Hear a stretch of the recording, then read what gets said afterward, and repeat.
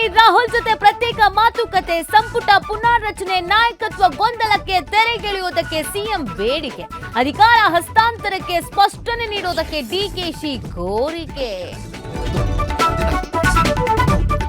ಶ್ರೀರಾಮ್ಜಿ ಕುರಿತು ಇಂದು ಸಂಪುಟ ಸಭೆ, ವಿಶೇಷ ಅಧಿವೇಶನಕ್ಕೆ ದಿನಾಂಕ ನಿಗದಿ ಸಾಧ್ಯತೆ, ಕೇಂದ್ರದ ಕಾಯ್ದೆ ವಿರುದ್ಧ ನಿರ್ಣಯ ಫಿಕ್ಸ್.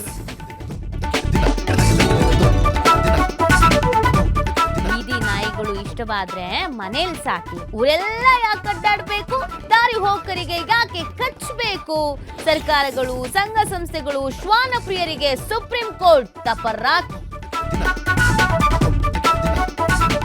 ಸಹಾಯ ಬರ್ತಾ ಇದೆ, ಹೋರಾಟ ಬಿಡಬೇಡಿ, ಇರಾನ್ ಮೇಲೆ ದಾಳಿಯ ಸುಳಿವು ನೀಡಿದ ಅಮೆರಿಕ ಅಧ್ಯಕ್ಷ.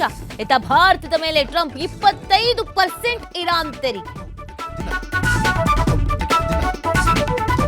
ಇಂದು ಶಬರಿಮಲೆಯಲ್ಲಿ ಮಕರ ಜ್ಯೋತಿ ದರ್ಶನ, ಪೊನ್ನಂಬಲಮೇಡು ಪರ್ವತದ ಮೇಲೆ ಕಾಣಿಸಿಕೊಳ್ಳಲಿದೆ ಪವಿತ್ರ ಜ್ಯೋತಿ.